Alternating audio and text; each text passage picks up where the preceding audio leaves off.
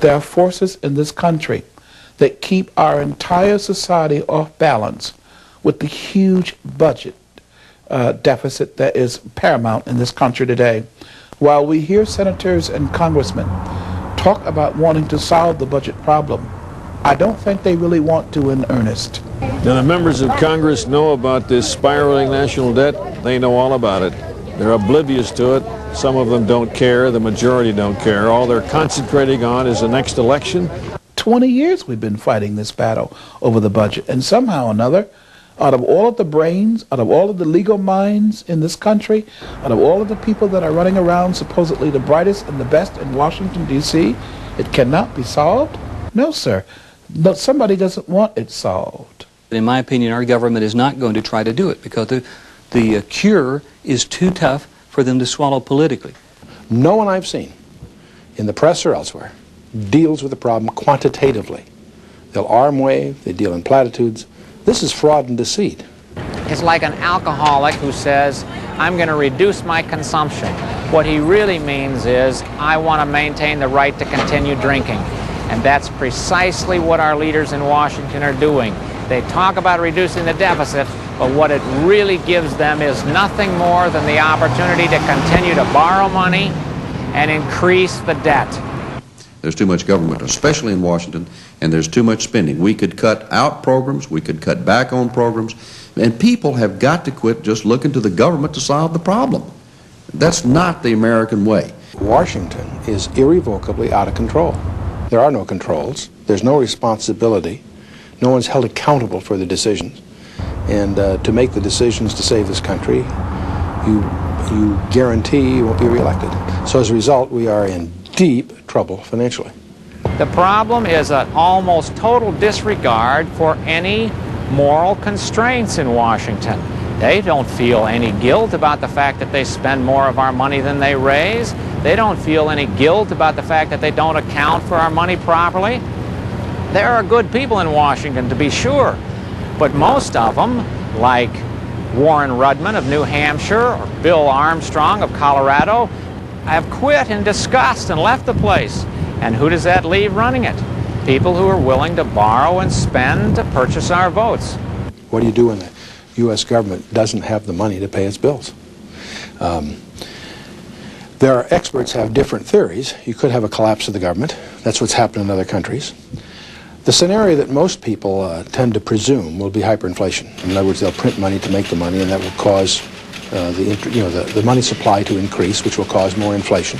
They will do what every government has done that's ever existed in history, and they will start to print money. They will inflate the economy so they can pay their bills. But for every dollar they print, my dollar goes down in terms of value. If they print 2, mine goes down about 50 cents. They'll begin to print money as soon as we are not willing to pay any more in taxes. And they'll have to print money in order to pay their bills. The Germans after World War I did it. When they could no longer pay their bills and they couldn't raise the money through taxes, they had taxed the maximum and they were on the edge of revolt, they started printing money. 3 years later, just 3 years later, the mark was worth 2.4 trillion marks per dollar. Money was worthless in Germany. It would take a basket full of money to go buy a loaf of bread, but you couldn't afford the basket, so it was irrelevant. Once you hyperinflate the dollar, it doesn't matter if you have $1 million in the bank, it's worthless. Argentina was once one of the most richest nations in the world, rivaling the United States 50 years ago. But they went into hyperinflation and badly damaged their economy. Within about a 6-month period of time, the inflation rate in Argentina was at about 500% per year. Before they stopped the cycle, it was 5,000% per year. Well, when you have hyperinflation and the government prints a lot of money, 2 things happen. One, wages fall because they're just, in real terms, they're not worth as much. But the most devastating thing is that savings and investment gets wiped out. If you had $100,000 in the bank and the government starts printing money, $100,000 could be worth $50,000 or $10,000 in no time at all. Whole families' plans for the future, pension plans, insurance plans. Inflation can destroy the wealth that has taken a generation or a lifetime to build up. And so this is where the middle class gets absolutely wiped right out. All of our savings, all of our bank accounts, all of our life insurance, all of that goes right down the tubes. As soon as investors see that America is not a good investment, jobs will fall like dominoes. Yours might not be the first to go, it might not be the second to go, but there's no question that sooner or later you will be laid off. You will not be able to depend on your government to employ you. You will not be able to depend on any major consortium like General Motors to continue to employ you. I think we're going to have massive defaults with people losing their homes and losing their businesses and everything they've owned. And the hyperinflation scenario literally means a collapse of the economy as we know it. That generally leads to anarchy.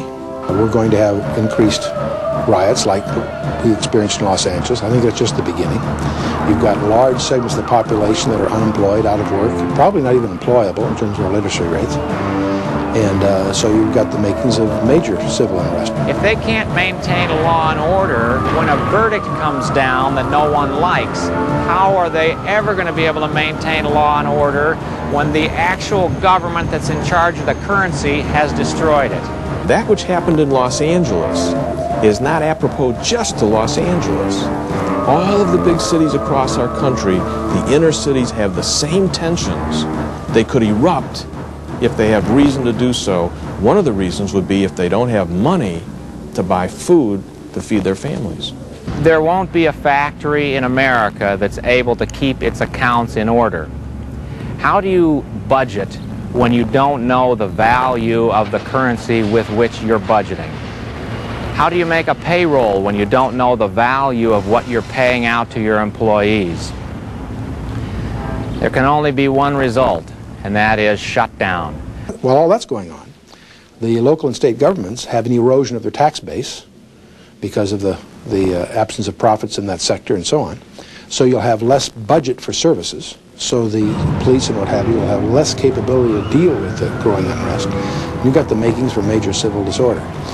In the past, where this has happened, you have emerging out of that chaos, first of all, a deep quest for order. As people really begin to experience the anarchy, there'll be a deep quest for order, and they will tolerate emergency measures that they normally wouldn't. And this is what happened in Germany, which eventually planted the seeds for the rise of Hitler.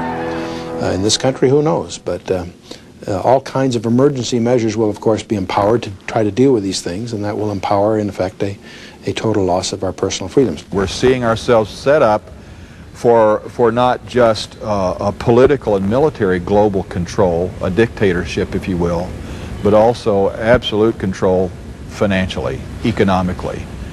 We've seen this done in the Soviet Union, other communist nations, where when somebody doesn't play the game, he simply has his worker's card withdrawn, canceled. He can't do business. He can't get a job. He can't support his family. That's all it takes to make a man completely helpless. Projections could go on and on as to what life in America would be like after the fall. But perhaps the greatest psychological adjustment for the citizen to make will be to see America stepping down as a world power and at the mercy of foreign investors. The economic peril that we're in right now is already eroding our leverage on the world scene. About 30% of our debt is foreign held, and already our policies are increasingly dictated by the holders of that debt. I take risk with other people's money. I have the ability to convert their dollars into any other foreign currency that I choose. It's a sad state on our economy when the American dollar is possibly the worst investment around. Who would want to own the American dollar and invest in a country whose government has shown year after year that it does not respect its own economy enough to balance its own budget?